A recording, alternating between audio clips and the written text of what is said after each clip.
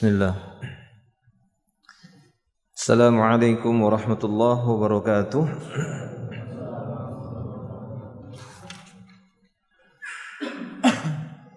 Innal hamdalillah nahmaduhu wa nasta'inuhu wa nastaghfiruh wa na'udzu billahi min shururi anfusina wa sayyiati a'malina.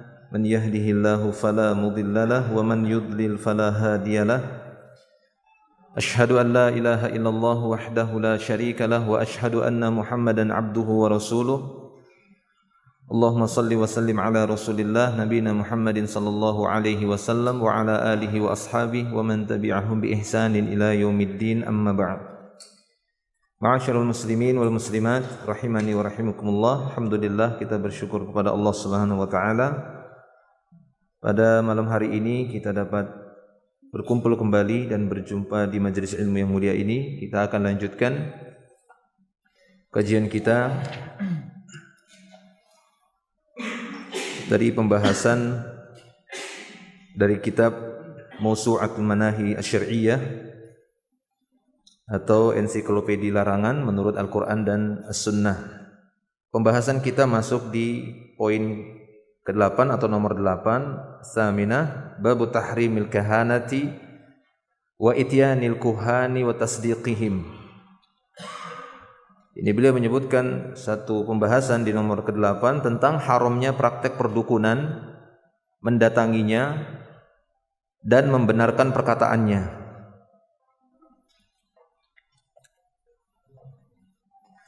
Di sini beliau sebagaimana biasanya akan membawakan beberapa dalil dari ayat Allah Subhanahu wa taala dan ada beberapa hadis nanti akan disebutkan di sini. Kemudian akan disebutkan pula kandungan bab dari dalil-dalil yang sudah disebutkan. Taib. Di sini beliau menyebutkan firman Allah Subhanahu wa taala di dalam surat An-Nisa ayat yang ke-51. Allah Subhanahu wa taala berfirman, alam tara ilal ladzina utu nasiban minal kitabi yu'minuna bil jibti wat taghut. Tidakkah engkau melihat atau memperhatikan ya Muhammad orang-orang yang telah diberikan bagian dari Alkitab namun mereka masih percaya kepada al-jibt ya dan at-taghut. Ya, al-jibat ini dan at-taghut di antara makna yang ditafsirkan oleh para ulama, ini orang-orang yang mengklaim dirinya mengetahui perkara yang gaib. Padahal tidak ada yang mengetahui perkara gaib kecuali Allah Subhanahu wa taala. Alimul ghaibi fala tuzhiru ala ghaibihi ahada. Dialah yang Maha mengetahui perkara yang gaib dan dia tidak perlihatkan perkara yang gaib itu kepada seorang pun. Illa man irtada mir rasul, kecuali dari orang-orang yang diridhoi oleh Allah Subhanahu wa taala dari kalangan para rasul. Nah, kemudian untuk mendukung pembahasan beliau ini di nomor yang ke-8 tentang keharaman praktek perdukunan, haramnya mendatangi dukun dan membenarkan perkataannya atau yang semisalnya.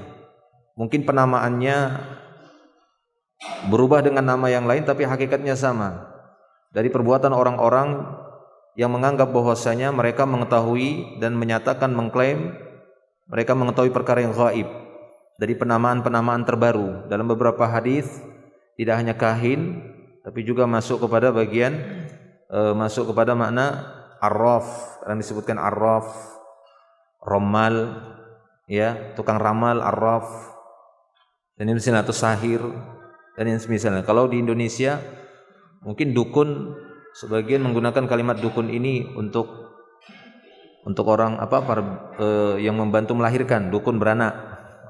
Ya kan? Dukun beranak. Bukan itu yang dimaksud, tapi dukun yang dimaksud di sini kahin dalam bahasa Arabnya, tukuhan yang mengklaim tahu perkara yang gaib. Nah, di sini juga beliau menyebutkan sebuah riwayat hadis yang cukup panjang. Kita bacakan langsung, terjemahkan ya supaya tidak sebagian langsung kita usahakan terjemahkan karena cukup panjang. Ana bacakan. Diriwayatkan dari Muawiyah bin Al-Hakam As-Sulami, ia berkata, "Baina ana usolli ma'a Rasulillah sallallahu alaihi wasallam id atasa rajulun minal qaum." Kata Muawiyah bin Al-Hakam As-Sulami bahwa ketika aku salat bersama Rasulullah sallallahu alaihi wasallam, ini Muawiyah bercerita bin Al-Hakam, tatkala dia ikut salat bersama Rasulullah sallallahu alaihi wasallam, ada seorang laki-laki yang bersin dalam salat berjamaah. Tiba-tiba ada seorang yang bersin. Tahu bersin kan? Acim. Nah, itu ya. Bersin. Kalau bersin itu dari Allah Subhanahu wa taala, makanya diperintahkan untuk tahmid, untuk mengucapkan alhamdulillah. Beda sama tasawuf. Tasawuf tahu? Gitu. Nguap, ya. Kalau nguap itu dari syaitan. Jadi jangan alhamdulillah. Salah ya. Bersin yang alhamdulillah. Ya, kalau jasya nah itu ya. Nah, itu kurang adab. Seharusnya ditahan gitu ya.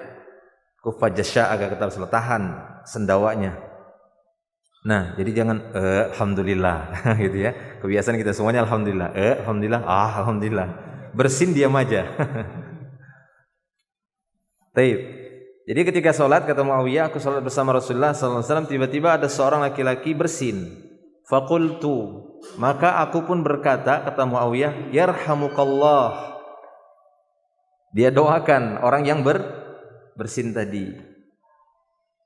Ya, sehingga ketika seorang sholat itu tidak mengapa ketika bersin dia kemudian mengucapkan tahmid. Ya, alhamdulillah. Yang tidak boleh mendoakannya, karena mendoakannya sudah memasukkan kalimat di luar solat ke dalam solat. Kalau alhamdulillah masih bagian solat, ucapan alhamdulillah.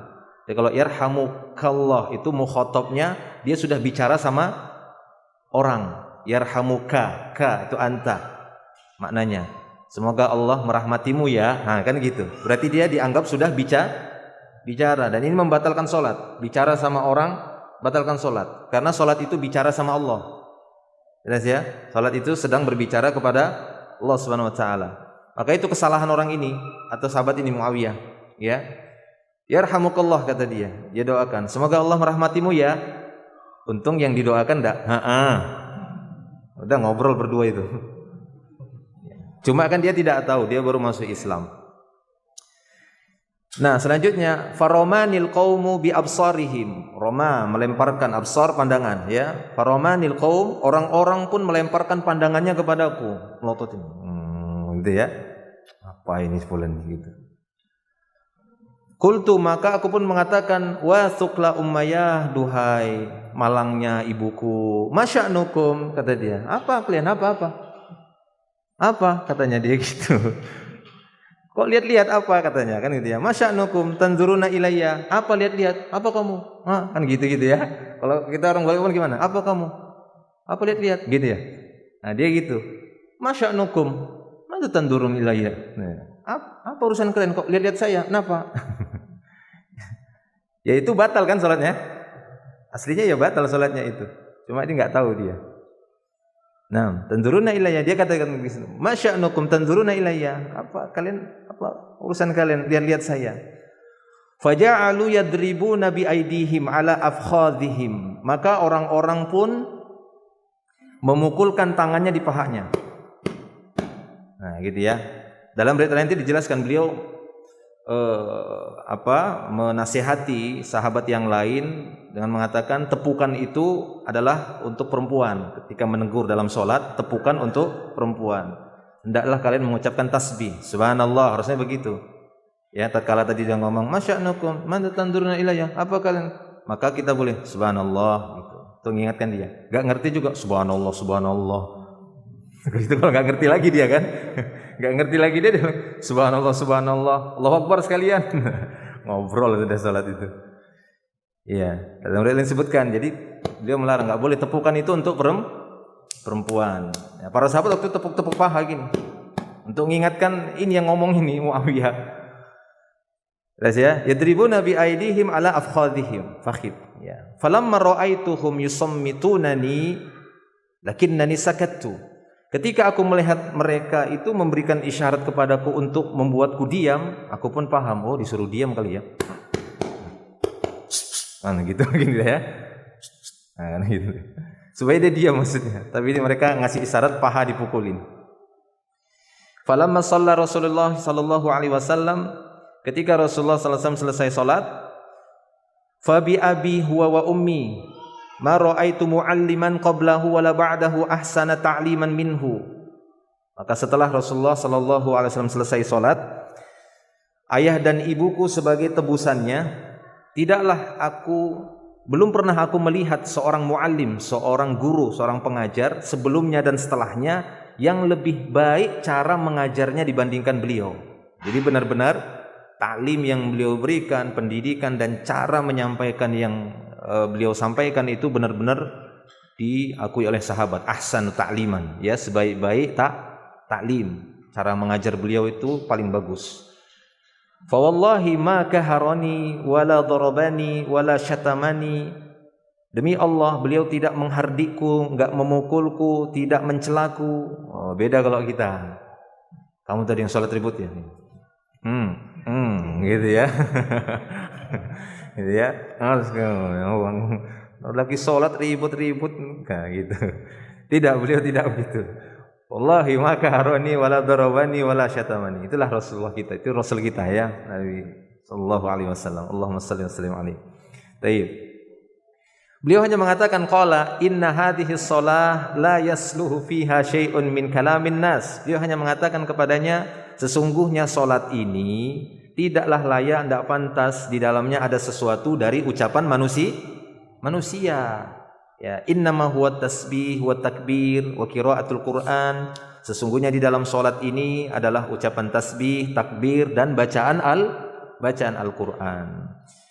Adapun seperti berdoa ketika sujud, ya, itu suatu hal yang sudah dibolehkan. Itu jangan dibenturkan sama dalil ini. Nah, kita kan suka begitu kan? Ketemu dalil, padahal perintah berdoa ketika sujud dalam salat ada dalilnya itu tidak? Ada. Larangan berbicara di dalam salat ada dalilnya itu tidak? Ada. Tempatkan masing-masing. Yang dimaksud itu di luar itu. Kalau kita berbicara kepada Allah saat kita sujud, itu masih bagian salat, karena kita mintanya sama Allah, bukan minta sama teman kita di samping. Fulan, ngutang dong, kan? Nah, itu baru nggak boleh kan? Tapi kan mintanya sama Allah, ya Allah, minta ini, minta itu, ya, berikan rezekiku yang lapang, yang luas, mudahkan aku untuk melunasin hutang. Dia lagi sujud. Ini ada masalah. Jelas ya, ketika sujud. Karena ada jelas perintahnya dari Nabi, fa'aktsirud du'a. Perbanyak doa ketika sujud karena itu kondisi paling dekat dengan Allah Subhanahu wa taala. Nah, ini kata beliau, salat itu enggak pantas ada kalamun nas, ada ucapan manusia. Dalam salat tasbih, takbir dan bacaan Quran. Atau kama qala Rasulullah katanya, atau sebagaimana yang diucapkan oleh Rasulullah. Qultu, aku pun berkata lagi, ya Rasulullah, inni hadithu ahdin bil jahiliyah. Wahai Rasulullah, aku ini baru lepas dari jahiliyah. Nah, berarti sahabat ini yang cerita Muawiyah bin Al-Hakam As-Sulami pada kejadian ini baru masuk Islam. Makanya beliau tidak menyuruh dia mengulangi sholat. Kenapa? Karena dia tidak tahu ilmunya. Jadi ada uzur bil jahal. Ada kondisi orang yang dimaafkan karena tidak tahu. Dia nggak tahu. Ya, makanya baru ini beliau kasih tahu, nggak boleh dalam sholat itu ada kalamun nas, ada ucapan manusia. Mana ucapan kalamun nas yang dimaksud? Tadi yarhamukallah, masya'nukum, tanzuruna ilayya, katanya kan. Semoga Allah merahmatimu. Orang lihat-lihat. Kenapa kalian lihat-lihat saya? Nah, itu tidak boleh. Ya, dalam sholat seperti itu. Tapi karena dia baru masuk Islam, maka dimaafkan. Tidak disuruh mengulangi sholat. Taib. Ya Rasulullah, ini hadithu ahdin bi jahiliyah. Wahai Rasulullah, aku ini baru lepas dari jahiliyah. Wa qad jaa Allahu bil Islam. Dan Allah Ta'ala telah mendatangkan Islam. Inna minna rijalan ya'tunal kuhan. Kami dahulunya di antara orang-orang yang suka mendatangi dukun. Nah, ini dia dalilnya. Ya, jadi panjang dalilnya, tapi yang jadi syahidnya itu ini. Sungguhnya kami dahulu adalah orang-orang yang suka mendatangi dukun di masa jahiliyah. Qala, maka beliau mengatakan, fala ta'tihim, jangan datangi lagi ya. Udah masuk Islam, jangan datang lagi sama dukun. Jadi kalau sudah masuk Islam, udah dapat Islam kita, udah beragama Islam, jangan lagi datangi dukun. Qala wa minna rijalun yatatayyarun. Kami dahulu adalah orang-orang yang suka tatoyur. Suka menganggap sial ketika mendapatkan sesuatu yang terjadi gitu ya. Gelas pecah, ini jatuh, cicak jatuh, kejedut pintu atau apa, atau kejadian ini enggak jadi nikah kan gitu ya. Jangan, ini alamat enggak bagus ini kan gitu. Apa itu alamatnya? Ya, apa? Ada keluarga yang jatuh, ada ini, ada itu dan seterusnya. Itu tatayyur. Ya, maka Rasulullah mengatakan dzaka syai'un yajidunahu fi sudurihim fala yasuddannahum. Itu adalah sesuatu, tatayyur itu adalah sesuatu yang mereka dapati di dalam dada mereka, maka jangan benarkan, jangan ikuti. Jangan sampai menggagalkan niat baik gara-gara itu tadi, syai' tadi, sesuatu yang terlintas dalam hati. Tik, apa ini ya? Kan begitu ya? Puk gitu ya, cicak jatuh ke dalam kopi. Wah, ini kayaknya isyarat ini harus minum kopi kan gitu. Bismillah. Biar kan gitu. Baik, itu dia tatayyur. Maka kata Rasulullah, fala yasuddannahum. Jangan kalian gagalkan niat. Kalau sudah berniat kuat ya udah lakukan. Kejadian-kejadian itu enggak ada hubungannya. Baik. Selanjutnya wa minna qultu, aku pun berkata lagi, wa minna rijalun yakhuttun. Kami dahulu di antara kami ada orang-orang yang suka garis-garis gitu, yang ramal. Ya, pakai garis-garis. Kami dulu sering mempraktekkan, di antara kami ada yang mempraktekkan ilmu ramal. Qala, kata beliau, kana nabiyyun minal anbiya yakhuttu. Nah, dahulu juga di antara para nabi ada yang punya ilmu ramal dengan garis-garis begitu. Ada dulu ya, para nabi terdahulu. Itu kata Nabi. Faman wafaqa khattahu fadzaka. Maka siapa saja yang ramalannya itu dari garis-garis tadi mencocoki, maka benar. Nah, ini juga hati-hati ya. Maksudnya ini Al-Imam An-Nawawi memberikan penjelasan pada kalimat ini. Maksudnya faman wafaqa khattahu fadzaka, siapa yang mencocoki ramalannya maka itu benar. Artinya kata beliau begini. Yang pertama, bahwa ketika ingin mempraktekkan ilmu ramal dengan garis-garis seperti ini, jika memang bisa disesuaikan dengan kejadian aslinya, ya, hasil ramalan tadi, maka boleh. Ya, ramalan itu boleh. Nah, yang menjadi masalah kata Imam An-Nawawi, bagaimana caranya seorang saat ini untuk menyesuaikan, mencocokkan hasil ramalannya dengan kejadian yang akan terjadi, sesuai atau tidak? Dari mana bisa menyesuaikannya? Tidak ada jalan untuk mengetahuinya secara yakin. Ketika seorang meramal, diramal, oh, menurut saya kan begitu ya, 3 hari lagi itu akan terjadi seperti ini. Nah, untuk membenarkan ramalan kita tersebut sesuai dengan kejadian 3 hari lagi, dari jalan mana? Nggak bisa kan dibuktikan? Nah, maka ketika tidak bisa, ya berarti tidak bisa meramal. Makanya ini adalah perbuatan yang dahulu pernah dilakukan oleh para nabi. Kenapa? Karena para nabi punya jalan untuk meyakinkan hasil ramalannya. Karena mereka para nabi bisa mendapatkan wahyu, meminta kepada Allah Subhanahu wa taala. Adapun kita bisa? Ya enggak bisa. Ya, kecuali sesuatu yang memang bisa kita teliti sendiri. Misal ada sebuah mobil, kan begitu. Mobil kemudian tidak ada tertulis di situ berapa daya mobil itu, berapa daya mesinnya. Kemudian dia bilang, siapa yang bisa nebak ini daya mesin mobil ini berapa? Kan begitu. Kan kita kan mencoba menerka-nerka dari mesinnya, dari bodinya, oh ini mungkin 120 PS kayaknya, gitu kan?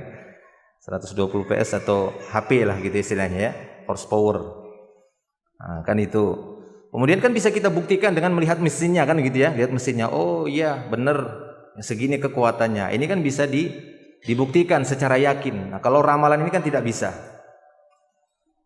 Baik ya, jadi agar tidak disalahpahami ini, oh berarti boleh dong saat ini kita melakukan ramalan dengan khot garis-garis seperti itu. Justru ini yang kita bahas, di dalam umat ini sudah terlarang, tapi pada nabi-nabi sebelumnya ini pernah dilakukan. Makanya sebagian ulama mengatakan hal ini sudah dimansukhkan, semenjak zaman Nabi sallallahu alaihi wasallam. Setelah Nabi, hal ini sudah dimansukhkan, sudah dihapus. Taib. Qala, kemudian dia berkata kembali, wa kanat li jariyah, dia bercerita, dulu saya punya seorang budak perempuan, tar'a ghanaman, yang menggembala kambing milikku, tar'a ghanaman li, kibala Uhudin wal Jawaniyah, yaitu di searah dengan gunung Uhud, di sebuah tempat namanya Jawaniyah. Fattala'tu dzata yaumin, satu saat atau satu hari aku pun memeriksa budak perempuannya tersebut yang sedang mengembala kambingnya. Fa idza dzi'bu qad dhahaba bisyatin min ghanamiha, maka aku mendapati seekor serigala telah membawa lari seekor kambing miliknya. Wa ana rajulun min bani Adam, aku ini kan seorang laki-laki dari anak keturunan Adam, maksudnya ini aku kan manusia biasa juga lah. Asafu kama ya'safun, aku bisa marah sebagaimana orang-orang marah. Ya, maksudnya apa? Dia marah ketika dia periksa kambing-kambingnya, apa biasanya kita ya sidak lah gitu ya. Tiba-tiba sidak dia datang periksa kambingnya, didapati ada seekor serigala sedang membawa satu ekor kambingnya. Dia pun marah. Lakinni sokaktuha sokkah, maka aku pun berikan satu bogem kepadanya. Pukul namanya. Ya. Sokkah itu mungkin digampar gitu ya, ketepakkan seperti itu di bagian wajahnya. Fa ataitu Rasulullah sallallahu alaihi wasallam, maka aku pun mendatangi Rasulullah sallallahu alaihi wasallam. Fa azzama dzalika alayya, maka pun beliau menganggap perbuatan itu bagiku kelewatan.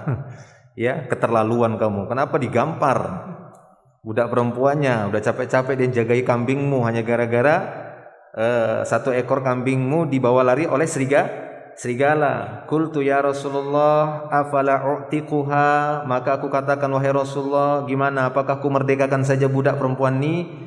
Qala, kata beliau, i'tini biha, datangkan dia kepadaku. Fa ataituhu biha, aku pun datangkan dia ke hadapan Rasulullah sallallahu alaihi wasallam. Fa qala laha, maka beliau pun berkata kepada budak wanita tersebut, aina Allah, di mana Allah? Qalat, budak wanita tadi mengatakan fis sama, dia katakan di mana? Di langit, ya. Qala, Nabi berkata lagi, man ana, siapa saya ini? Qalat anta Rasulullah, kamu ini utusan Allah. Qala, maka beliau mengatakan a'tiqha, merdekakan dia, fa innaha mu'minah, karena ini dia seorang mukminah, ini wanita yang beriman ini, ya. Jadi kalau meyakini Allah di mana-mana gimana? Tidak di langit, ya. Baik. Ya, itu dia hadisnya. Walaupun yang menjadi syahid pada hadis itu yaitu masalah kahin, masalah kahana, tapi kita dapati faedah yang lainnya. Terus silahkan dibaca. Lanjut.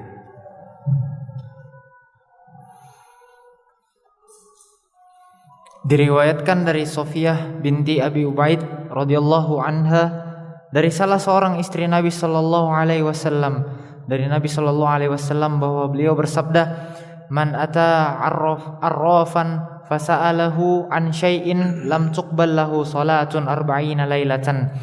Barang siapa mendatangi tukang ramal lalu menanyakan kepadanya tentang sesuatu lalu ia membenarkannya, maka tidak diterima salatnya selama 40 malam. Nah, ini dalil berikutnya tentang perbuatan orang-orang yang mendatangi arraf, tukang ramal. Ya. Kuhan atau kahin itu sama ya, yang mengklaim tahu perkara gaib. Nah, kata Nabi sallallahu alaihi wasallam, man ata arrafan fasa'alahu an syai' lam tuqbal lahu salatun arba'ina lailah. Siapa saja yang mendatangi arraf, tukang ramal, yang meramal ini, meramal itu, para ramal, atau sekarang bukan para ramal, bukan tukang ramal, apa paranormal ya? Iya kan? Paranoid. Paranormal. Siapa saja yang mendatangi arraf kemudian bertanya, lihat pahami, fasa'alahu an syai', ini sekedar bertanya saja ya. Fasa'alahu an syai', dia bertanya tentang sesuatu kepada dukun tadi, kepada paranormal tadi, ke tukang ramal tadi, ke orang pintar tadi, atau apapun namanya itu, lam tuqbal lahu salatun, maka salatnya tidak diterima arba'ina lailah, selama 40 hari 40 malam. Ini kalau dia sholat. Ya, ini kalau dia sholat. Konon lagi dia tidak sholat, wah tambah parah. Kalau sekiranya dia sholat saja nggak diterima, apalagi dia nggak sholat. Ya, jadi datang kepada dukun bertanya saja, kecuali dia datang kepada dukun bertanya dengan tujuan untuk menjatuhkan dia. Maksudnya menjatuhkan dia karena dia mengklaim tahu tentang ghaib. Mendatanginya, ya, didatangi. Kamu tahu perkara yang ghaib? Kamu katanya orang pintar, tahu apa yang terjadi? Iya, katanya. Dekatin aja. Saya ingin tanya sesuatu. Silahkan. Ini boleh, ini tidak berdosa. Ya, tanya apa? Apa yang terjadi setelah saya bicara? Ya kamu pulang. Nah, salah kan? Dia bilang pulang, enggak, setelah bicara saya pukul kamu, kan gitu. Berarti dia enggak tahu. Berani gitu enggak? Dia enggak tahu ghaib kan gitu. Dia enggak tahu kalau setelah dia bicara mau dipukul kan begitu ya. Nah, ini enggak masalah ya, tapi jangan dicontohkan begitu. Taib. Azan kah? Lain. Terus lagi baca dalilnya. Silakan. Kira kok adzan cepat sekali. Diriwayatkan dari Abu Hurairah radhiyallahu anhu bahwa Rasulullah sallallahu alaihi wasallam bersabda, "Man ata kahinan fasaddaqahu bima yaqul aw atam ra'atahu haidan aw atam ra'atahu fi duburiha faqad bari'a mimma unzila ala Muhammad." Barang siapa mendatangi dukun lalu membenarkan perkataannya atau menggauli istrinya yang sedang haid atau menyetubuhi istrinya pada duburnya, maka sesungguhnya ia telah berlepas diri dari ajaran yang diturunkan kepada Muhammad sallallahu alaihi wasallam. Taib. Ini hadis yang lainnya ya. Tadi arraf, ini kahin. Man ata kahinan fasaddaqahu. Lihat. Kalau yang kedua ini, barang siapa yang mendatanginya dan membenarkannya, bukan sekedar tanya. Sekedar tanya, apa ancamannya? Tidak diterima salatnya 40 hari. Ini dia benarkan, fasaddaqahu bima yaqul. Dia benarkan apa yang diucapkan oleh kahin tadi atau arraf tadi. Ya. Maka faqad bari'a mimma unzila ala Muhammad, maka dia telah terlepas dari apa yang diturunkan kepada Muhammad. Dalam riwayat ini disebutkan faqad kafara bima unzila ala Muhammad, maka dia telah kufur dengan apa yang telah diturunkan kepada Nabi Muhammad sallallahu alaihi wasallam. Ini dia. Ya, dalam riwayat Imam Ahmad disebutkan faqad kafara, faqad bari'a, ya ini dia telah ya maksudnya dilemparkan, dijauhkan dari apa yang diturunkan kepada Nabi Muhammad, apa? Islam. Nah, terus. Diriwayatkan dari Abu Darda radhiyallahu anhu dari Rasulullah sallallahu alaihi wasallam, beliau bersabda, "Lan yalijad darajatil ula man takahhana aw istaqsama aw raja'a min safarin tatayyuran." Tidak akan mencapai derajat yang tinggi orang yang melakukan praktik perdukunan, orang yang mengundi nasib dengan anak panah, dan orang yang menangguhkan safarnya karena bertatayyur. Baik, ini juga dalil yang beliau sertakan dalam pembahasan ini dari Abu Darda, di mana Rasulullah sallallahu alaihi wasallam bersabda, "La yalijad darajatil ula man takahhana." Ya, tidak akan mencapai derajat yang tinggi, maksudnya di sisi Allah Subhanahu wa taala, mendapatkan derajat surga paling tinggi orang yang melakukan praktek perdukunan, ya, sama, ataupun orang yang mengundi nasib dengan anak panah, au raja'a min safarin tatayyuran, ataupun orang yang mengundurkan atau menangguhkan safarnya hanya karena bertatayyur, enggak jadi dia safar, enggak jadi dia berangkat ya untuk bersafar karena ada firasat ini, karena ada tatayyur tadi. Nah, ini beberapa dalil yang menjadi penguat pembahasan ini sebelum kita masuk kepada fiqhul bab. Lanjut. Kandungan bab. Yang pertama, Imam Al-Baghawi berkata dalam Syarhus Sunnah, kahin adalah orang yang meramal apa yang bakal terjadi, mengaku mengetahui perkara ghaib dan menguasai ilmu ghaib. Nah, ini dia ya. Jadi kahin itu kata Imam Al-Baghawi di dalam Syarhus Sunnah, al-kahin seperti tulisannya tadi dia, kaf, ha besar dan nun, atau kuhan ya dengan sighah mubalaghahnya, ku'al, Jadi kahin adalah orang yang meramal apa yang bakal terjadi, mengaku mengetahui perkara gaib dan menguasai ilmu gaib. Dia mengklaim tahu ilmu gaib, menguasai alam gaib dan yang semisalnya. Nah, ini yang kita maksud. Bukan dukun dalam artian seperti penggunaan dukun beranak kan gitu ya. Dukun mungkin dalam makna sebagai orang yang mengobati, tapi dengan pengobatan yang bisa ditempuh dengan penelitian. Maka yang seperti ini bukan itu yang dimaksud, bukan dukun itu yang dimaksud, tapi dukun atau kahin yang dimaksud di sini orang-orang yang mengklaim meramal, mengetahui perkara yang gaib dan menguasai ilmu gaib. Terus, dahulu di kalangan bangsa Arab terdapat dukun-dukun yang mengaku mengetahui perkara gaib. Ada yang mengaku menguasai pemimpin jin, dan ada pula yang mengaku memiliki pembisik yang menyampaikan berita-berita kepadanya. Nah, sekarang juga banyak gitu ya. Cuma herannya sekarang ini orang-orang yang seperti itu justru kita dapati dari kalangan orang-orang Islam itu sendiri ya.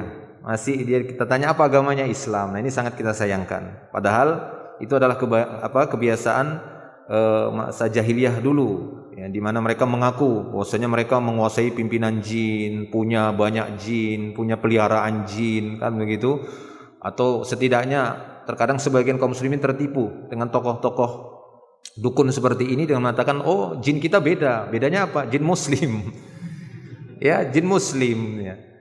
Ya, kita katakan manusia yang muslim saja, yang Islam, orang Islam itu belum tentu semuanya orang-orang Islam itu perbuatan-perbuatannya itu sesuai dengan syariat. Ada banyak pelanggaran yang mereka lakukan. Tidak bisa dijamin kemudian jin-jin muslim itu kemudian membantu dia dalam kebaikan sesuai dengan agama Allah Subhanahu wa taala. Sehingga itu tidak bisa dijadikan jaminan. 6 terus. Di antara mereka ada yang mengaku dapat mengetahui banyak hal melalui kepintaran yang dimilikinya. Arraf adalah orang yang mengaku mengetahui banyak perkara dengan menggunakan isyarat-isyarat untuk menunjukkan tempat barang curian atau barang hilang.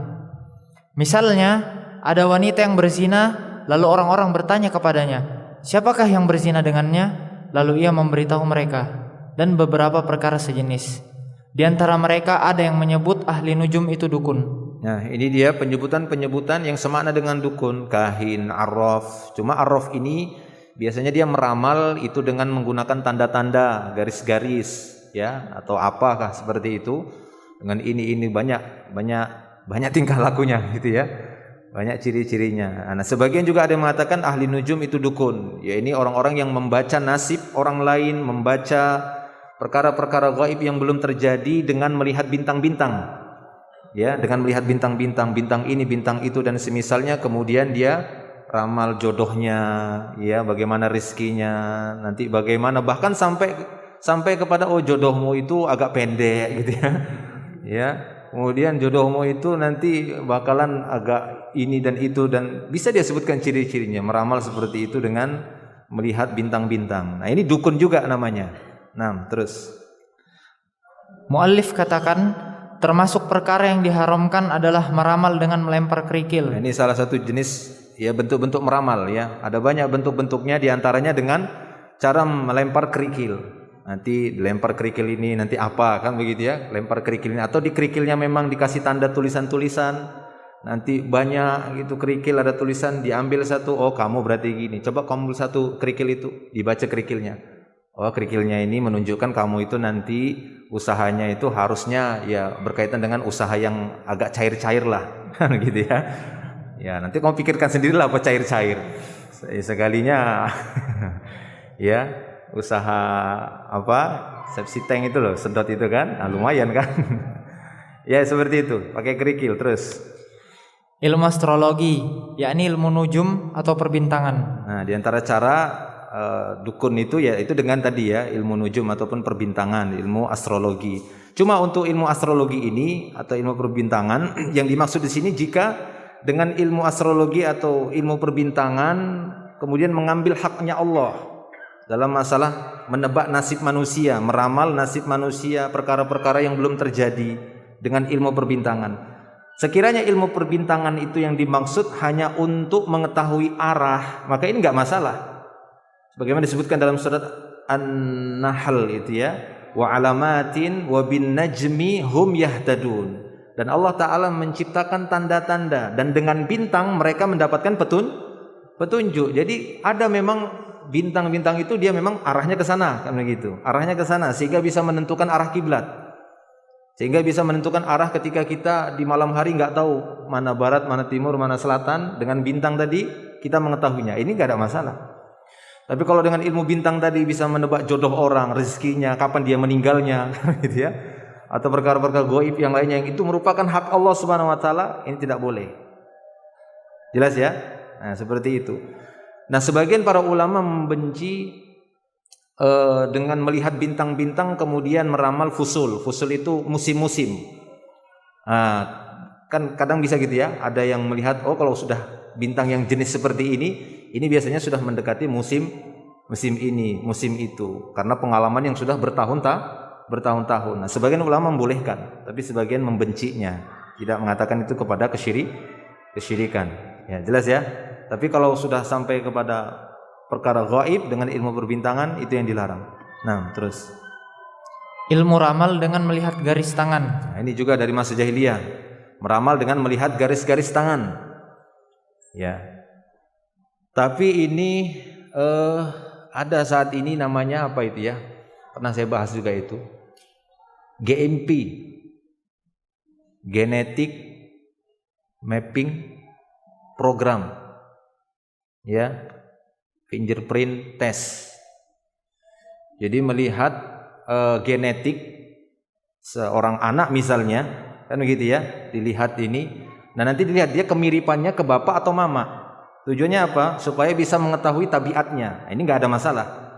Ini tabiatnya ini lebih condong ke bapak atau ke mamanya, bapak atau ibunya, ke kakeknya, ke neneknya, ke jalur bapak atau ke jalur ibu. Nah, kalau untuk melihat genetik seperti ini nggak ada masalah ya, pada tubuh, pada warna kulit.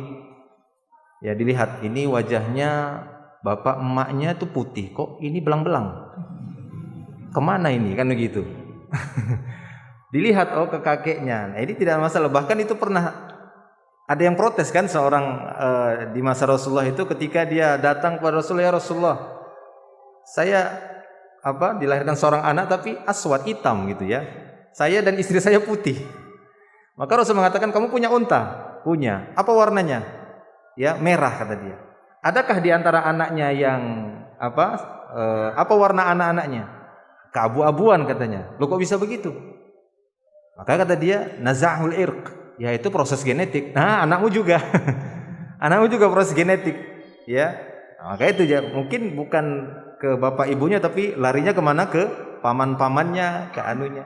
Nah, kalau tujuannya untuk itu, ya maka tidak masalah, hanya melihat ini tabiat anak ini, karena kan anak itu pasti dari kedua orang tua atau jalur keluarga, kan begitu ya, dari jalur keluarganya.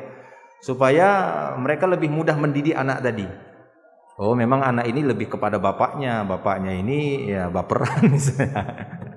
Kan gitu ya. Bapak ini memang pemarahan, wah anak ini kayaknya pemarahan juga. Jadi bisa dari kecil sudah ditenangkan sifat marahnya, kan begitu misalnya. Nah, itu bisa. Ya, tidak ada masalah dalam hal itu. Yang dimaksud di sini yang terlarang ilmu ramal dengan melihat garis tangan itu kepada rezeki, jodoh, perkara-perkara gaib, gimana nanti dia besarnya gini-gini, itu dia tebak, dia ramal. Nah, ini tidak boleh. Jelas ya? Dan dengan melihat garis tangan, kayaknya kamu jadi artis ini. Kamu jadi penyanyi ini, kan begitu ya. Oh, kamu hebat nih garis tangannya, nanti. Nah, tidak bisa kalau seperti itu. Ya, itu masuk kepada perkara yang terlarang. Tidak boleh melihat garis tangan yang tujuannya untuk itu. Tapi kalau dia genetik sehingga dia melihat ini ke bapak atau ke mama, ke jalur bapak atau jalur mama, ya, ayah atau ibunya, maka ini tidak mengapa. Wallahu a'lam. Terus meramal dengan garis-garis. Nah, khot-khot itu tadi ya. Di garis di pasir kah atau dengan apa gitu ya. Terus meramal dengan melihat air dalam mangkuk atau gelas atau sejenisnya. Wah, ini jelas banyak dalam film-film itu kan. Taruh air satu mangkok itu dilihat. Coba kamu lihat. Kelihatan enggak wajahmu? Ya kelihatan. Di air ya kelihatan. Terus semua itu termasuk praktek perdukunan. Ya, itu jenis-jenisnya. Mungkin di sana ada banyak cara-cara yang lainnya yang Sekiranya itu kita lihat ada kaitannya dengan mengklaim perkara yang gaib, meramal perkara yang itu haknya Allah Subhanahu wa taala yang mengetahuinya, maka itu masuk kepada perdukunan. Oke, jelas ya? Terus. Yang kedua, ancaman dan hukuman yang dijatuhkan berbeda-beda. Ada yang tidak diterima sholatnya dan ada yang dihukumi kafir. Semua itu menurut perincian berikut ini. Jika ia mendatangi dukun tanpa membenarkan ucapannya, maka hukumannya adalah tidak diterima sholatnya selama 40 malam. Nah, ini yang kita katakan tadi ya. Sekedar dia datang dan bertanya, datang saja ya. Dia mendatangi dukun tanpa membenarkan ucapannya, hukumannya adalah tidak diterima sholatnya selama 40 hari 40 malam. Terus. Jika ia membenarkan perkataan dukun itu, maka ia telah kafir dan terlepas dari agama yang diturunkan kepada Muhammad sallallahu alaihi wasallam. Nah, ini sesuai dengan hadis tadi, faqad bari'a bima unzila ala Muhammad, maka dia telah terlepas dari apa yang diturunkan kepada Nabi Muhammad sallallahu alaihi wasallam. Itu dia bisa terlepas dari Islam dengan makna kafir. Nah, karena tidak akan bertemu antara keimanan dengan membenarkan ucapan dukun. Ini kekufuran. Jadi tidak akan ketemu. Yang namanya iman itu adalah mempercayai dan meyakini hak-haknya Allah. Dan yang paling tahu tentang perkara gaib adalah Allah. Ketika dia menggabungkan itu, maka batal keimanannya kepada Allah Subhanahu wa taala, sementara dia masih membenarkan perkataan dukun yang menyatakan dirinya tahu gaib. Terus. Yang ketiga, Al-Hafidh Ibnu Hajar dalam kitab Fathul Bari menukil ucapan Al-Khattabi sebagai berikut. Para dukun adalah orang-orang yang punya otak yang tajam, hati yang jahat, dan tabiat yang keras. Nah, itu hati-hati ya. Jadi Al-Hafidh Ibnu Hajar dalam kitab Fathul Bari beliau nukilkan ucapan Al-Khattabi sebagai berikut, bahwa para dukun itu biasanya, umumnya ini ya, para dukun itu adalah orang-orang yang punya otak yang tajam, ini mungkin licik gitu ya. Jadi memang dia gimana berpikir itu supaya orang-orang bisa mempercayai dia, ya, mengetahui perkara yang gaib, mengetahui sesuatu di alam gaib itu bisa dia tembus. Nah itu. Tapi hatinya itu jahat dan tabiatnya keras.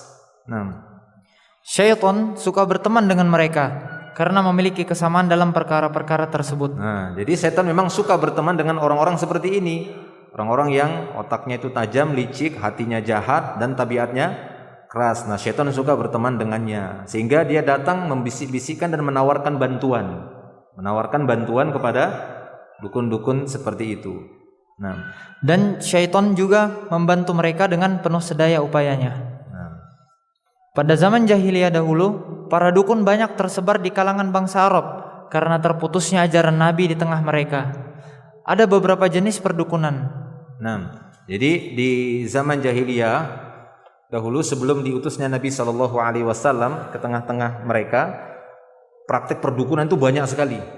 Kenapa? Karena sudah terputusnya ajaran dari Nabi sebelumnya, terutama dari Nabi Isa alaihissalam yang begitu lama sehingga orang-orang pun mungkin tidak tersentuh dengan wahyu, tidak tersentuh dengan agama Allah Subhanahu wa taala, nasihat-nasihat dari agama Allah Subhanahu wa taala. Nah, ketika datangnya Nabi SAW ajaran beliau, maka di sanalah mulai dijelaskan kembali tentang perkara ini. Sudah masuk?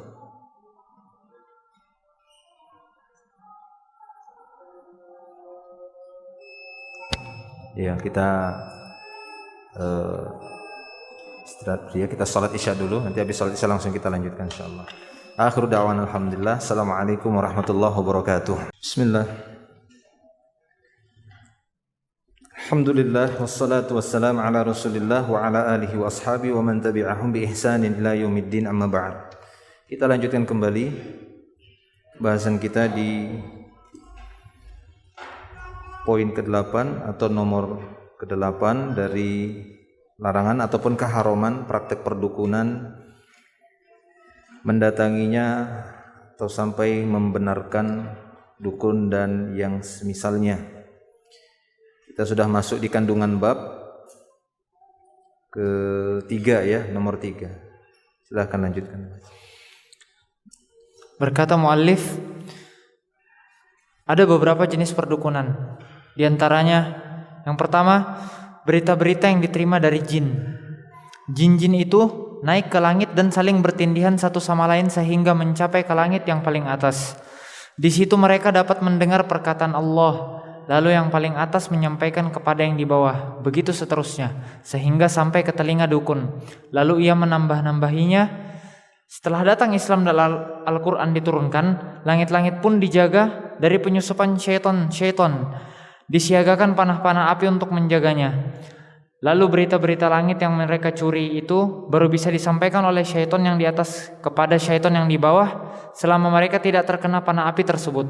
Itulah yang telah yang diisyaratkan dalam firman Allah Ta'ala, illa man khotifal khotfata fa'atba'ahu shihabun thaqib. Kecuali syaitan yang mencuri pembicaraan, maka ia dikejar oleh bintang yang menyala.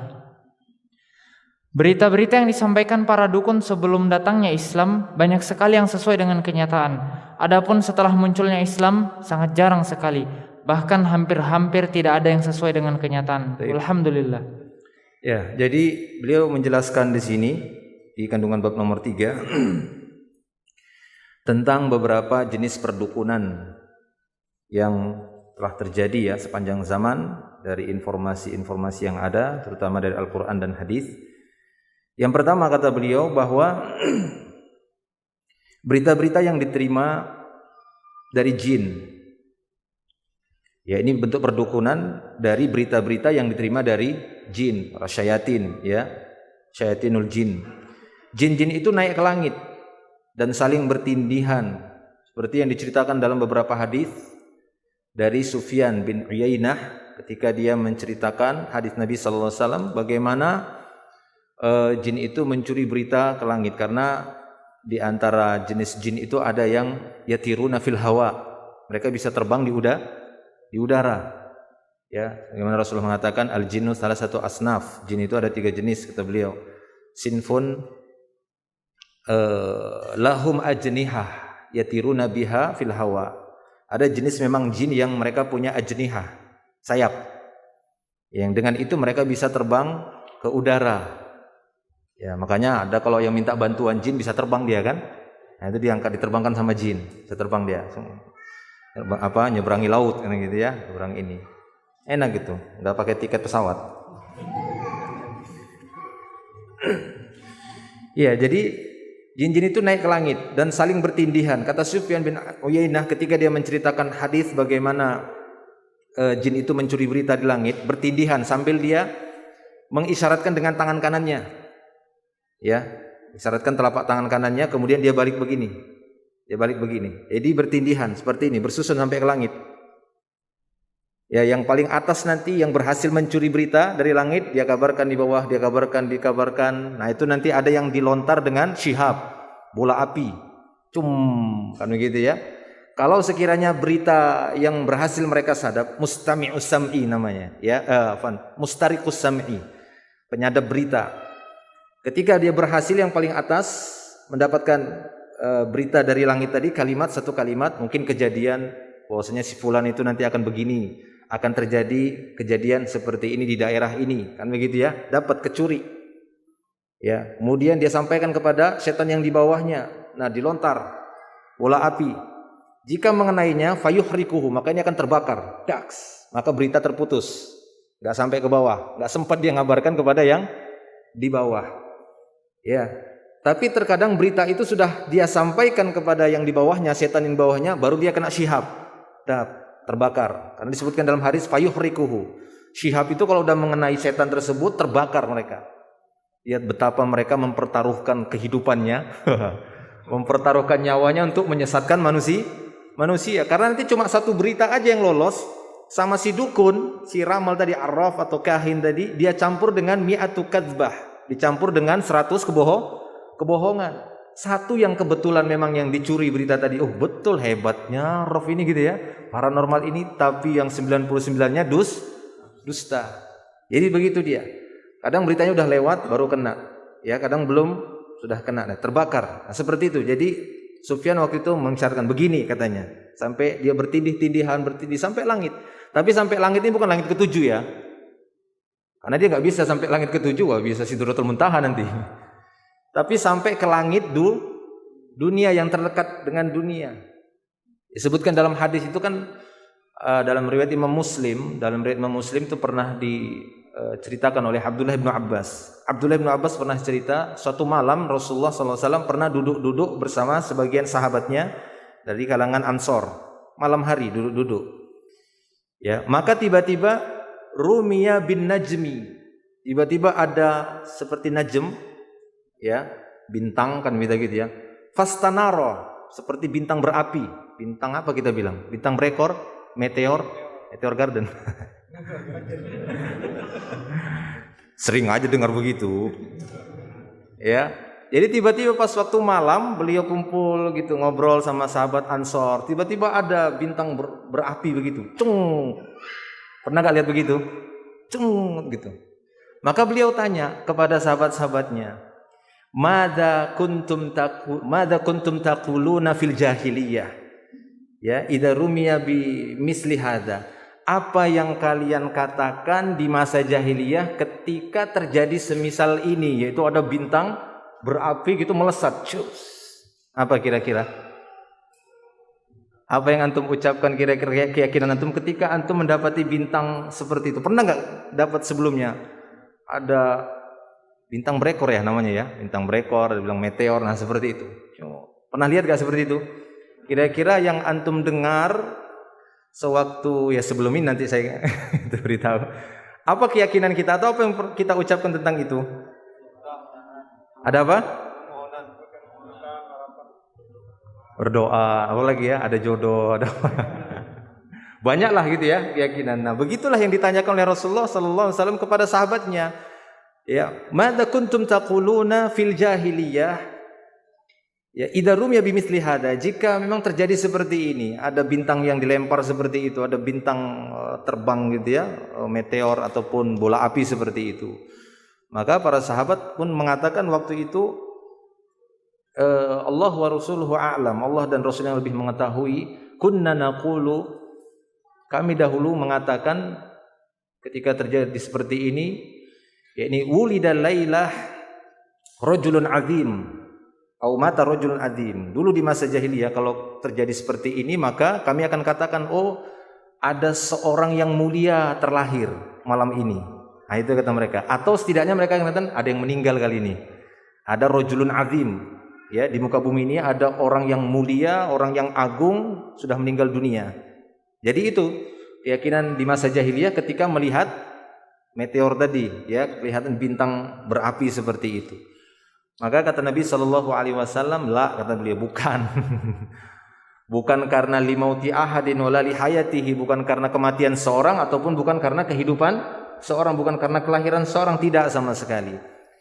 Walakin Rabbuna tabaraka wa ta'ala, akan tetapi Rabb kita tabaraka wa ta'ala idza qada amran, jika dia sudah putuskan satu perkara, ya, sabbaha hamalatul arsh, maka malaikat-malaikat pemanggul arsh akan bertasbih.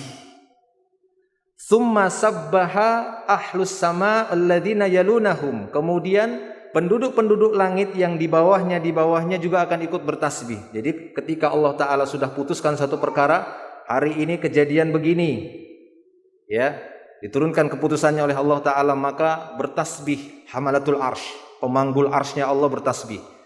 Subhanallah atau semisalnya seperti itu ya, bertasbih.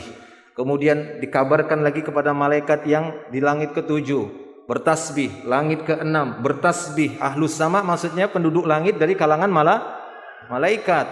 Terus sampai langit ke-5, sampai langit ke-6, langit ke-4, ke-3, terus hatta yablughal khabaru ahlas sama'id dunya, sehingga berita itu sampai kepada ahlus sama atau penduduk langit yang terdekat dengan dunia. Ya, sampai di situ. Barulah di situ fatahtaqul jinnus sam'a, disitulah baru mulai jin itu mencuri berita. Jadi ketika berita itu sudah sampai di langit yang terdekat dengan dunia, di situ dia baru mencuri kalimat Allah tadi melalui malaikat. Dengar-dengar dia berusaha naik. Nah, di antara mereka ada yang disambar oleh syihabun tadi itu, ya, bintang berapi tadi. Ceng. Nah, seperti itu. Begitu dia kejadiannya, ya, seperti itu. Taib. Makanya di sini disebutkan oleh beliau, tapi beliau tidak menyertakan dalilnya. Itu banyak dalil yang disebutkan dalam Bukhari dan Muslim dan yang lainnya. Nah, jadi jin-jin itu naik ke langit, maksudnya langit ke dunia itu ya, langit yang terdekat dengan dunia, dan saling bertindihan satu sama lain sehingga mencapai langit yang paling atas, maksudnya yang atas. Di situ mereka akan dapat mendengar perkataan Allah yang sudah disampaikan kepada para malaikat. Lalu yang paling atas menyampaikan kepada yang bawah, begitu seterusnya sehingga sampai kepada telinga dukun tadi.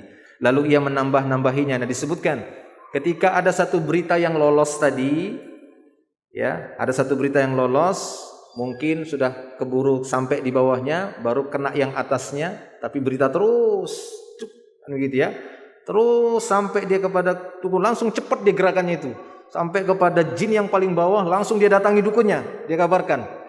Si dukun tadi ketika dia dapat berita dari jinnya tadi, langsung dia panggil, mana yang kemarin itu, nah sini. Akan terjadi begini. Padahal kejadiannya 5 hari lagi, 6 hari lagi. Lihat 6 hari lagi pasti terjadi begini. Lah seperti itu ya. Maka menunggu-nunggulah orang yang datang ke dukun tadi. Hari pertama, kedua, ketiga. Hari kelima terjadi. Hebatnya dukun tuh. Hebat itu. Ada itu satu aja kan gitu ya. Setelah itu baru dibohongin.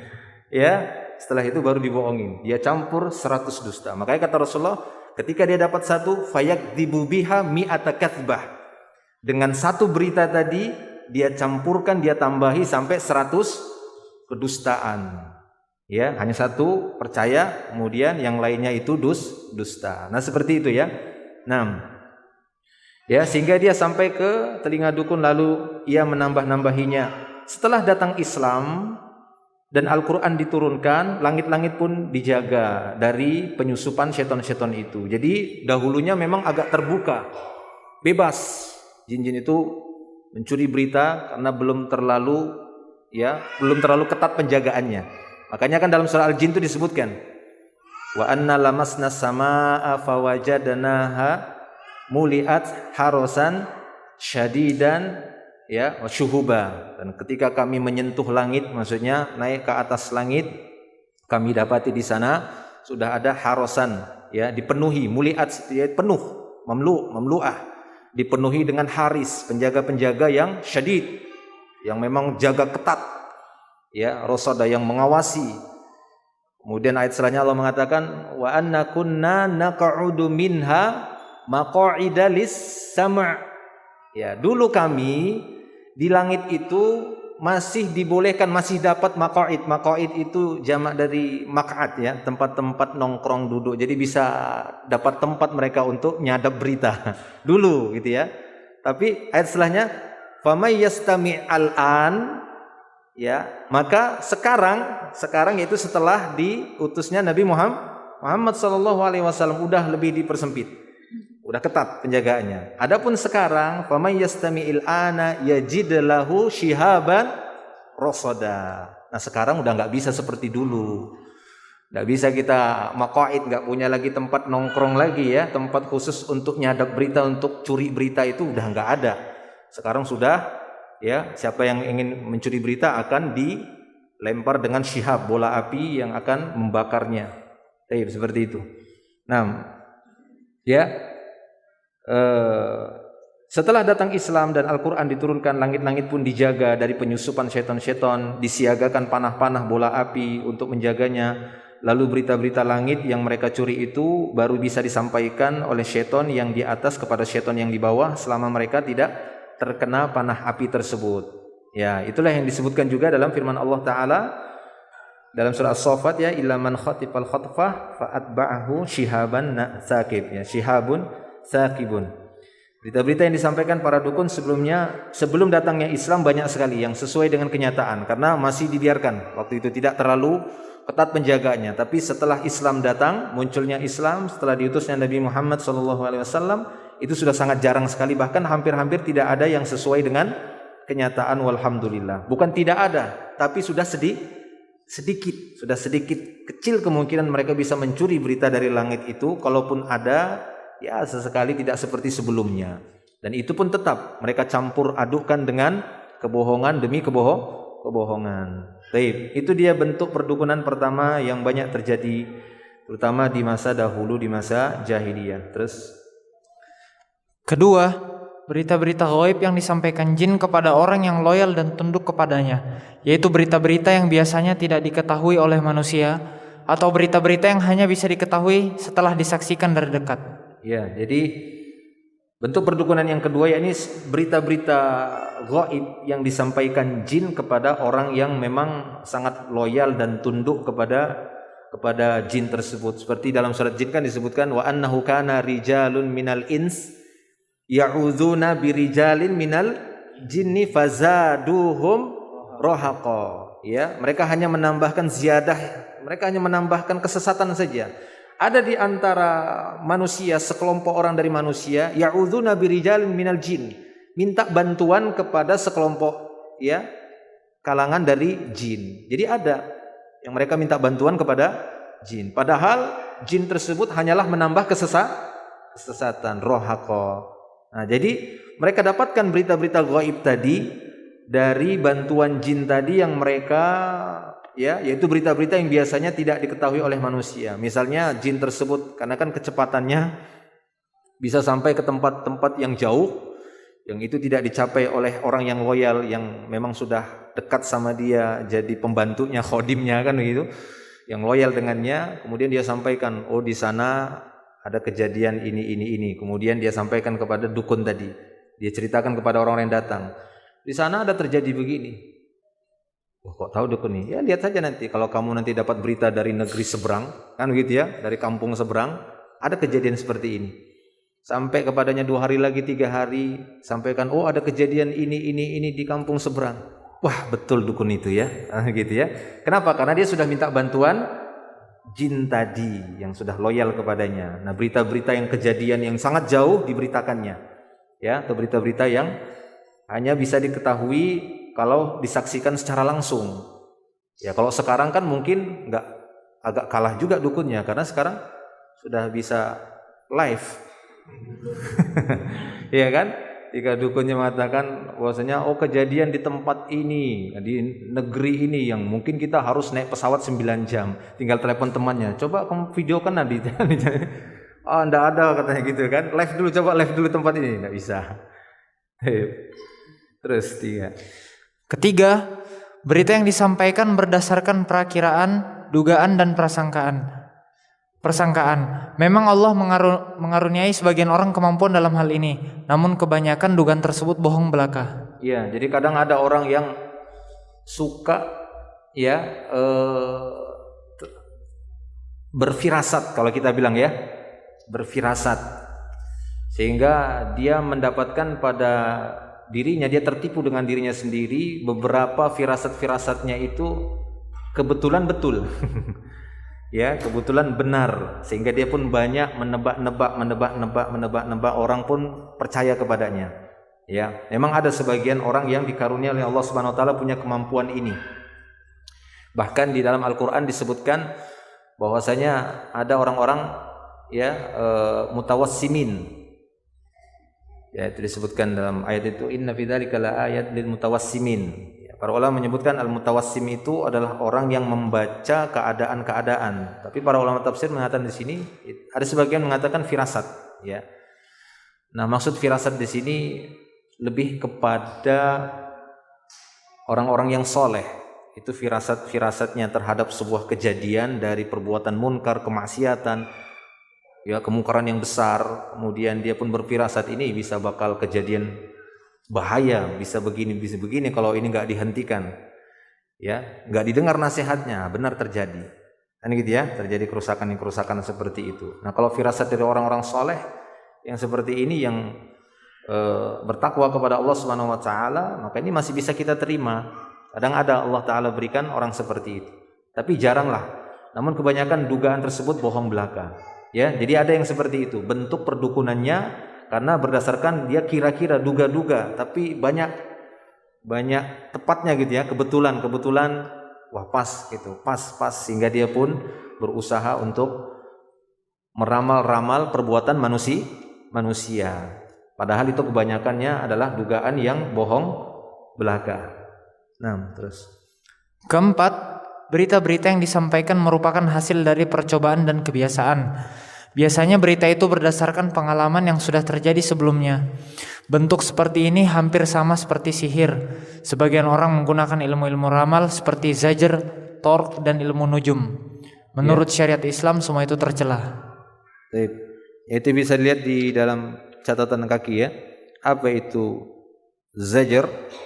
Yaitu disebut juga iyafah, meramal alamat baik dan nasib dengan menerbangkan burung. Apabila terbang ke arah kanan berarti alamat baik, dan apabila terbang ke arah kiri berarti alamat buruk. Nah itu ya. Torq, yaitu meramal dengan membuat garis-garis di atas tanah, dengan membuat garis-garis yang banyak secara acak lalu dihapus dua. Apabila yang tersisa nanti genap 2, berarti tandanya sukses. Kalau nanti yang tersisa terakhir sekali adalah ganjil 1 garis, maka itu pertanda sial. Bernasib sial. Termasuk diantaranya ilmu ramal dengan melihat garis tangan. Nah, ini tadi sudah kita sebutkan, tidak boleh ya, kecuali hanya sebatas untuk ilmu genetika gitu ya, kemiripan anatomi tubuhnya dengan bapaknya gitu ya. Sebagaimana Fatimah radhiyallahu anha itu kan gaya jalannya itu bahasa kita nggak buang dengan bapaknya siapa? Rasulullah sallallahu alaihi wasallam. Ya kata istri Nabi, kata Aisyah anha, kalau melihat jalannya Fatimah itu ya sudah mirip kayak jalannya Nabi Muhammad sallallahu alaihi wasallam. Ini gen namanya. Yang kalau seperti ini ya nggak ada masalah gitu ya, dari kulit ya ataupun dari bentuk-bentuk tubuh. Tapi kalau meramal garis tangan yang dimaksud seperti di masa jahiliyah, meramal masa depannya ya, perkara yang masih jauh terjadi diramal, maka ini tidak boleh. Ya, ataupun meramal dengan garis tangan dengan kartu. Nah, ada ya meramal dengan kartu kan? Oke, kartu itu apa dulu? Joker kah? Ya, joker. Ya, dulu kecil kan sering begitu lihat orang besar itu, apalagi kita banyak. Nah, itulah gitu ya, lupa. Ya, atau melihat melalui air dalam mangkuk dan lain-lainnya. Nah, itu dia torq maksudnya. Atau ilmu nujum. Nanti ada pembahasan ilmu nujum itu, tadi sudah kita singgung juga ya. Menurut syariat Islam semua itu tercela. Jadi ini bentuk perdukunan di masa jahiliyah, yaitu dengan berita-berita yang disampaikan merupakan hasil dari percobaan dan kebiasaan. Biasanya berita itu berdasarkan pengalaman yang sudah terjadi sebelumnya. Nah, ini sama seperti sihir ya, hampir sama seperti sihir. Bagaimana sebagian orang menggunakan ilmu-ilmu ini seperti tadi ya, zajr, torq, dan ilmu nujum. Baik. Terus lanjut. Kandungan bab yang keempat, Rasulullah Shallallahu Alaihi Wasallam telah menjelaskan tentang sebab berita-berita yang disampaikan oleh para dukun itu ada kalanya benar. Tujuannya agar orang-orang tidak tertipu dengan mereka. Diriwayatkan dari Aisyah radhiyallahu anha, ia berkata, "Sa'ala Rasulullah sallallahu alaihi wasallam nasun 'anil kuhan, faqala laisa bisyai'. Faqalu, ya Rasulullah, innahum yuhaddisuna ahyanan bisyai'in fayakunu haqqan." Faqala Rasulullah sallallahu alaihi wasallam, "Tilkal kalimatu minal haqqi yakhtafuha minal jinni fayuqarrihuha fi udhunihi waliyhi fayakhliquna ma'aha mi'ata kadhbatin." Orang-orang bertanya kepada Rasulullah sallallahu alaihi wasallam tentang berita-berita yang disampaikan para dukun. Beliau menjawab, berita-berita itu bohong belaka. Mereka berkata, "Wahai Rasulullah, sesungguhnya berita-berita yang mereka sampaikan itu terkadang sesuai dengan kenyataan." Rasulullah sallallahu alaihi wasallam menjawab, "Itulah kebenaran yang dicuri oleh jin, lalu dibisikkannya ke telinga pengikutnya, lalu ia menyampur adukannya dengan 100 kebohongan." Nah, ini yang kita katakan tadi ya, disertakan oleh beliau salah satu bentuk hadisnya ya, ada hadis yang lain. Intinya banyak di sini ya, hadis-hadis seperti ini. Di sana dijelaskan satu dan yang lainnya, riwayat tersebut saling menguatkan. Ya, jadi sini kita dapati satu hikmah, apa tujuannya Nabi Shallallahu Alaihi Wasallam menyampaikan hal ini agar manusia tidak tertipu dengan kahin tersebut, dengan dukun bahasa kita, ya, dengan kahin tadi, arraf ataupun yang semisalnya ahli nujum atau munajim tadi, karena sesungguhnya mereka hanyalah mencuri berita langit yang berhasil mereka curi. Kemudian ya Nabi sallallahu alaihi wasallam ditanya, "Ya Rasulullah, terkadang itu benar terjadi ya Rasulullah kejadian itu." benar-benar terjadi, maka beliau mengatakan tilkal kalimah minal haq yakhtafuha minal jinni. Itulah dia kalimat yang benar datangnya dari Allah Ta'ala, seperti yang kita sebutkan tadi. Jadi idza qadallahu amran, jika Allah Ta'ala memutuskan satu urusan, maka Allah Ta'ala akan beritakan kepada malaikat-malaikatnya, terutama yang pertama kali adalah para malaikat yang memanggul arsy Allah Subhanahu wa taala. Mereka bertasbih, kemudian mereka kabarkan lagi kepada ahlus sama yang di langit bawahnya sampai kepada langit yang terdekat dengan dunia. Maka disitulah para jin tadi saling tindih menindih untuk mendapatkan berita dari langit tadi yang nanti sampai ke dukun, kemudian sampai ke telinga dukun tadi walinya gitu ya. Kemudian dicampur adukkan dengan 100 kebohongan. Ya, di situ ada catatan kaki, maksudnya kata beliau di nomor 92 dia, yaitu disampaikan dan dibisikkan kepada pengikut-pengikutnya lalu didengar oleh syaitan sebagaimana ayam saling berkomunikasi dengan pasangan sesamanya. Ya, fayaqurruha itu disebutkan dalam yang lainnya itu disebutkan qarurah gitu ya, seperti berulang-ulang. Jadi dia membisikkan itu berulang-ulang supaya benar-benar ingat, kemudian dia sampaikan kepada yang lainnya. Taib. Jadi ini para jemaah Allah Subhanahu wa taala, dari pembahasan kita insyaallah cukup jelas bagi kita semua tentang keharuman dari perbuatan mendatangi para dukun, karena pada dasarnya mereka adalah orang-orang yang banyak berdusta, dan klaim mereka tahu perkara gaib itu tidaklah benar, karena tidak ada yang mengetahui perkara gaib kecuali Allah Subhanahu wa taala, sehingga mendatanginya akan bisa berkonsekuensi, setidaknya minimalnya bisa mengakibatkan sholatnya tidak diterima ya selama 40 hari 40 malam. Yang lebih berat lagi, jika dia sampai membenarkannya, maka dia telah mendustai apa yang telah diturunkan kepada Nabi Muhammad SAW berupa risalah keimanan kepada Allah Subhanahu wa taala. Allahu a'lam. Ya, sampai di sini dulu materinya. Ada pertanyaan?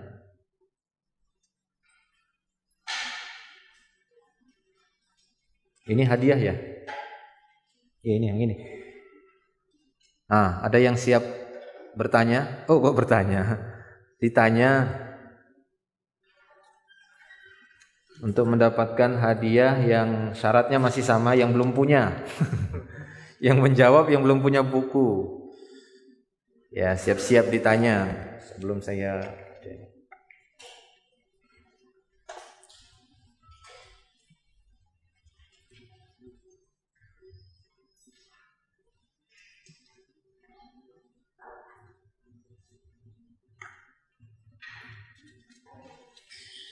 Sini ada pertanyaan.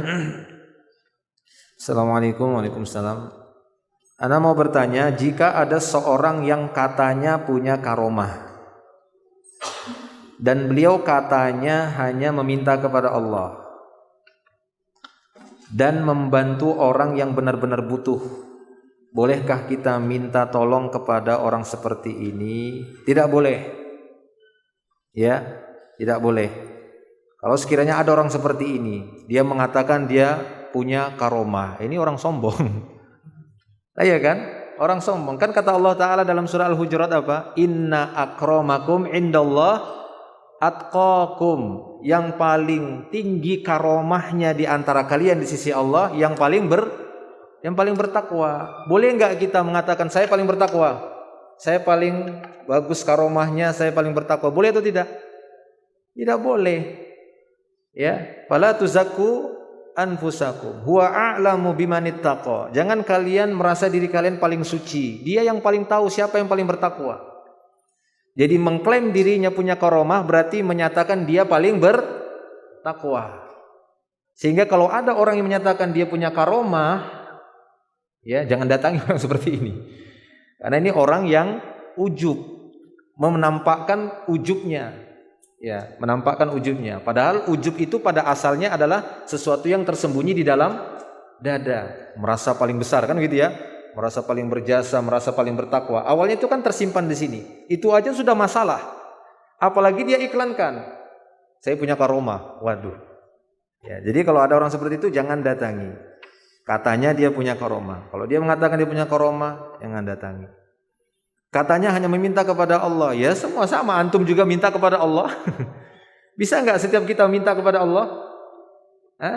Bisa, bebas, terbuka. Allah Ta'ala memerintahkan kepada kita semua untuk berdoa kepadanya. Silahkan minta kepada Allah. Ud'uni astajib lakum, kata Allah dalam surat Ghafir. Ud'uni astajib lakum. Doa kepadaku, aku akan ijabah. Jadi pada asalnya yang diperintahkan berdoa itu masing-masing. Adapun perkara yang dibolehkan, meminta doa didoakan oleh orang lain, ini pun harus diperinci. Yaitu jelas orang itu adalah orang yang baik, orang yang soleh, dan ada di hadapannya. Ya, bukan nggak ada di hadapannya kemudian dia panggil-panggil, guru tolong aku, tolong doakan aku guru, gitu ya. Misalnya begitu. Itu tidak boleh. Beliau katanya hanya minta kepada Allah. Ya sama, ngapain kalau cuma sebatas dia nyatakan dirinya punya karomah, minta kepada Allah. Kita juga bisa minta langsung kepada Allah. Berdoa saja kepada Allah Ta'ala secara langsung. Dan membantu orang yang benar-benar butuh. Ya, apa dulu kebutuhannya ini, kan begitu. Mendatangi, kalaupun sekiranya memenuhi syarat untuk didatangi, maka apa bentuk permintaannya? Kalau Anda mendatanginya untuk minta dihutangi, nggak apa-apa.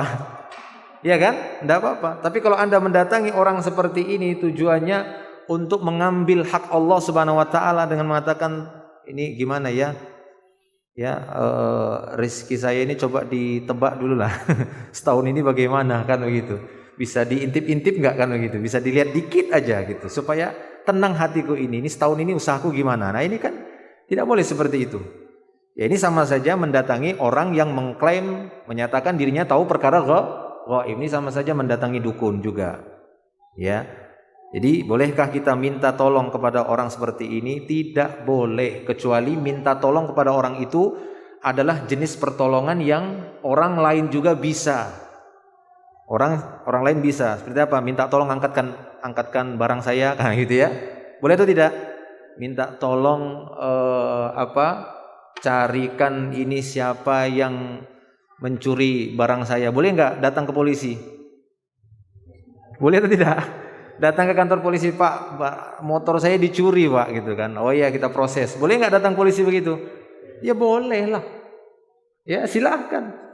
Kalau Anda datangin orang seperti itu ke orang ini, kemudian dia bantu, ya nanti tak bantu-bantu, tak cari. Mungkin ada teman saya nanti yang bisa di sekeliling lingkungan itu mencari-cari di mana disembunyikan mungkin. Nah itu kan tidak ada masalah kan. Sama seperti antum mungkin mendatangi di suatu tempat, ada kehilangan di sana, tolonglah barangku ada hilang di daerah sini, dompet saya jatuh antara jalan ini, minta bantu nggak kita pada teman-teman kita? Nah kalau seperti itu nggak ada masalah. Tapi kalau yang aneh-aneh itu tidak boleh, yang merampas hak Allah Subhanahu wa Ta'ala. Paham ya di sini ya? Paham ya bedanya itu? Apakah ini termasuk syirik? Ya bisa tadi ya, tergantung apa dulu yang diminta, ya apa dulu yang minta.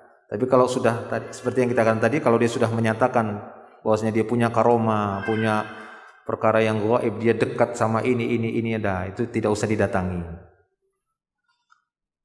Dan apa beda ruqyah syar'i dengan yang tidak? Ya bedalah. Ruqyah itu kan membaca kalimat gitu ya. Apa kita bilangnya? Kita sering bilangnya apa itu kalau komat kamit gitu? Mantra-mantra, ya, mantra-mantra. Ruqyah itu bisa diterjemahkan mantra-mantra. Jadi membaca mantra-mantra. Nah, di masa jahiliyah, ruqyah baca mantra-mantra itu nggak jelas. Ya kan? Nah, kalau seperti itu tidak jelas, nggak jelas apa itu yang dia ucapkan itu. Nah, ini nggak boleh ruqyah begitu. Jadi ruqyah itu harus jelas. Apa itu kalimatnya? Alhamdulillahirabbil alamin arrahmanir rahim. Dia ruqyah. Boleh atau tidak? Boleh meruqyah dengan Al-Qur'an, itu ruqyah syar'i. Atau dia berdoa, u'idzuka bikalimatillahi tammah, ya, atau seperti disebutkan dalam beberapa doa-doa untuk melindungi dari gangguan ini, gangguan itu. Nah, itu silahkan, itu ruqyah syar'i. Ya, ruqyah yang tidak syar'i ya seperti tadi. Ruqyah yang tidak syar'i tadi, enggak jelas. Ya, bacanya apa? Apa gitu kan? Tanya, baca apa itu Pak? Udah diam aja. Itu tidak boleh, nggak jelas. Yang itu bisa jadi kalimat-kalimat syaitan yang dibisikkan kepada pengikut-pengikutnya untuk menyesatkan manusia. Ternyata makna dari kalimat itu adalah bermakna kekufuran yang menyebabkan orang itu mengucapkan itu bisa murtad, ya, bisa murtad. Ya, seperti apa tulisan-tulisan yang biasa disimpan apa namanya? Rajah-rajah itu ya, rajah-rajah itu. Itu kan pernah berapa itu saya buka itu lam sod alif ini apa mana? Ya kan itu kayak jelas itu justru bisa menyesatkan manusia yang seperti itu. Karena yang jelas itu adalah tulisan Al-Qur'an. Ayat-ayat Allah itu jelas. Kalau itu enggak jelas seperti itu bahaya. Itu bisa jadi adalah penyesatan dari syaitan untuk menyesatkan manusia, disuruh simpan lagi bertahun-tahun. Di rumah kan gitu ya, di tempat-tempat tertentu. Wallahu a'lam.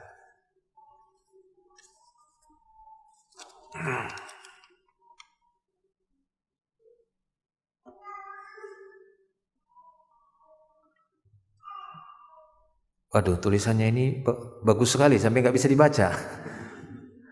Hah? Bagaimana dengan ilmu apa ini? Poligami? Hah? Brapologi? Aduh, kok poligami juga? Ilmu brapologi. Aduh, enggak paham mana brapologi. Mesra, mesra sih. Ramalan BMKG. Ya, mungkin maksudnya ya kalau ini dimaksud seperti badan untuk apa tadi ya? Bisa meramal gitu ya bahasa itu ya, meramal cuaca, meramal ini. Itu bahasanya memang meramal gitu ya. Meramal. Tapi kalau ditempuh dengan penelitian-penelitian yang bisa diuji kan begitu ya, diuji karena memang kelembapannya sekian ya, kemudian ini sekian ini bisa mengandung air yang sekian, ini kemungkinan hujan dan ini. Nah, ini tidak mengapa walaupun ada sebagian ahlul ilmi membencinya ya, tidak menyukainya. Kalau itu memang ditempuh dengan penelitian yang bisa dibuktikan ya, yang bisa dibuktikan, maka itu tidak mengapa. Wallahu a'lam bishawab. Seperti yang kita sebutkan tadi ya, untuk perbintangan gitu ya, melihat bintang ini kapan datangnya musim ini musim ini gimana, itu masih dibolehkan oleh sebagian ulama. Wallahu a'lam.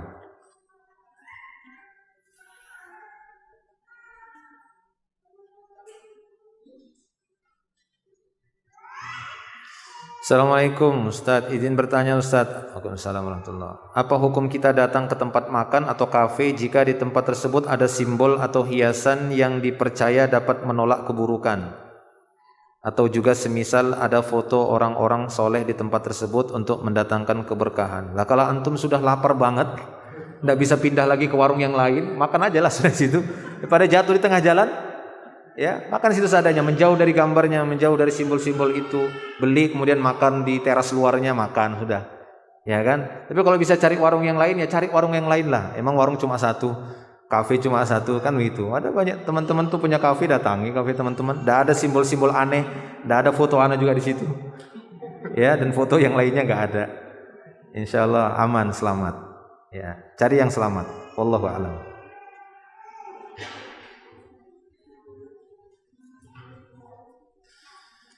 Assalamualaikum warahmatullahi wabarakatuh. Waalaikumsalam warahmatullahi wabarakatuh. Bismillah. Izin bertanya Ustadz, apakah melihat dan menentukan jenis kelamin bayi dengan cara USG maka dapat ditetapkanlah jenis kelamin janin tersebut? Apakah ini termasuk dalam meramal? Ya bukan, karena kan USG itu kan dia akan melihat bagian dalam perut ya si ibu tadi. Pergerakannya itu dilihat, diperhatiin, dikeliling-kelilingkan alatnya itu ya, sampai nanti agak kelihat kelaminnya si anak, ya kelaminnya si anak. Nah ini kan sebatas membaca gambar yang terlihat saja. Kadang benar, kadang juga keliru. Ya anak saya tiga-tiganya itu kan USG sebelumnya, ya USG. Anak yang ketiga si Umar itu meleset. Ya jadi kata dokter itu dari awal meriksa itu sampai nggak salah sampai hamil bulan ke-7 itu kata dokter perempuannya itu jenis kelaminnya perempuan. Maka saya sudah siap-siap namanya Hafsah dulu itu Itu kisah si Umar itu. Anak yang ketiga. Wah, sama istri udah siap-siap. Siapa namanya ini? Hafsah kan gitu ya. Oh ya sudah. Begitu bulan ke-8 ya periksa lagi karena waktu itu ada dehidrasi itu ya, sampai dirawat. Di USG lagi. Ini dokternya kok senyum-senyum. Ada kabar gembira, Pak, katanya kan. Kenapa? Ternyata laki-laki. Waduh. Padahal waktu itu sudah beli baju yang perempuan gitu ya. Nah, itu lagi katanya gitu ya. Nah, kita kan enggak percaya gitu. Akhirnya waduh, laki-laki benar. Iya nih, diperlihatkan. Nah, itu udah muncul kan katanya gitu kan. Udah mulai muncul bulan ke-8 bulan itu ya. Hamil ke-8 bulan. Laki-laki, Pak. Waduh, laki-laki. Banting setir ini deh gitu ya. Siapa jadinya? Udah nama bapaknya Hafsah aja. Umar. Nah, gitu jadinya. Itu ceritanya si Umar itu. Jadi nggak apa-apa ya, USG tidak mengapa karena terlihat dia kan begitu terlihat.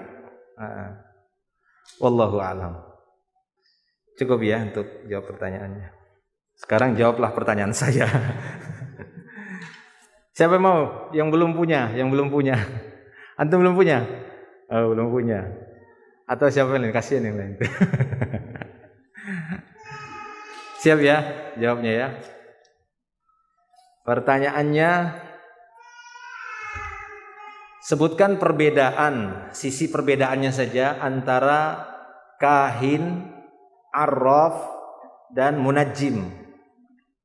Kahin, dukun, arraf tadi ya, dan munajjim itu ahli nujum. Apa bedanya? Sisi bedanya. Kalau samanya ya ini ya, sisi bedanya. Kita sebutkan tadi, apa bedanya? Anda mendapatkan ini, kalau benar. Fadhal. mengetahui hal yang gaib. Kahin mengetahui hal yang gaib. Kalau araf itu dia mengetahui meramal tanda-tanda atau garis-garis. Iya, terus munajjim, ahli nujum. Aduh. Teng tong. Satu lagi loh. Bisa? Ya, contohnya seperti melihat dari mangkok. Apa? Air di dalam mangkok. Air dalam mangkok. Nah, salah. Gak sempurna. Siapa yang belum punya lagi? Yang mau jawab? Belum punya kan? Belum punya. Tuh, pertanyaannya lain.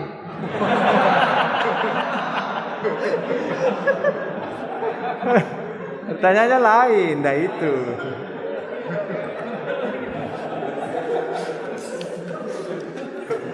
Ya, kahin tadi ya yang mengklaim mengetahui perkara gaib. Hampir sama semua itunya gitu ya. Itu kekhususan kahin. Kalau arraf, ya biasanya dia ditempuh dengan tanda-tanda yang mengklaim tahu gaib juga, tapi biasanya metodenya pakai garis-garis gitu ya, pakai pasir ini. Kalau munajjim ahli nujum, iya bacain bintang, ya gitu ya. Kalau sekarang kan apa namanya itu? Leo, Gemini apa? Zodiak, ya gitu ya. Dulu itu sering baca gitu kan. Gini kah jodohku, gitu ya. Ada lain, ya? Siap kan? Oke, bisa. Ada 4 bentuk perdukunan yang disebutkan oleh beliau di sini. Bisa simpulkan ringkas. Yang pertama, kedua, ketiga, dan keempat. Jangan lihat buku, simpulkan saja, ringkasnya saja. Pertama, bentuk perdukunan.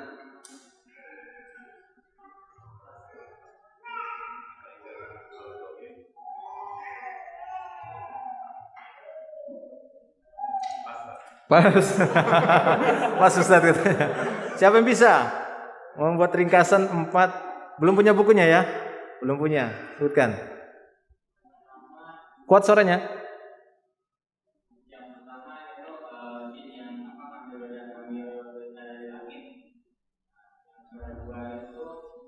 Perantara jin ya. Terus 2.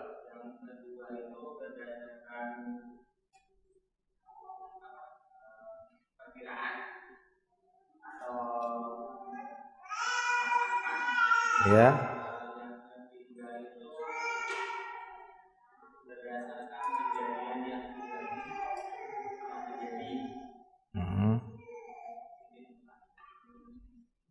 Satu lagi.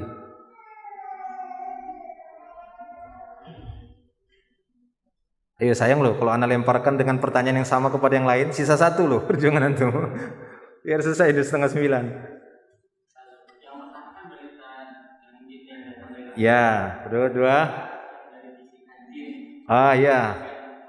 Terus.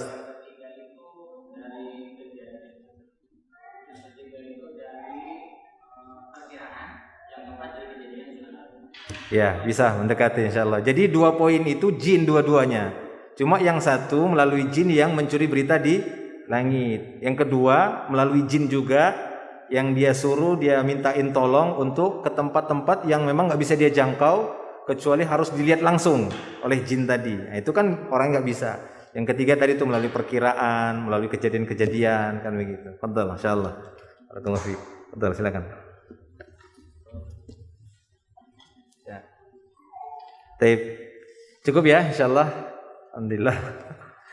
Demikian dulu malam ini. Mudah-mudahan apa yang kita sampaikan menjadi ilmu yang bermanfaat. Wallahu a'lam bishawab. Akhiru da'wana alhamdulillah. Subhanakallahumma bihamdik asyhadu an la ilaha illa anta astaghfiruka wa atubu ilaik. Assalamualaikum warahmatullahi wabarakatuh.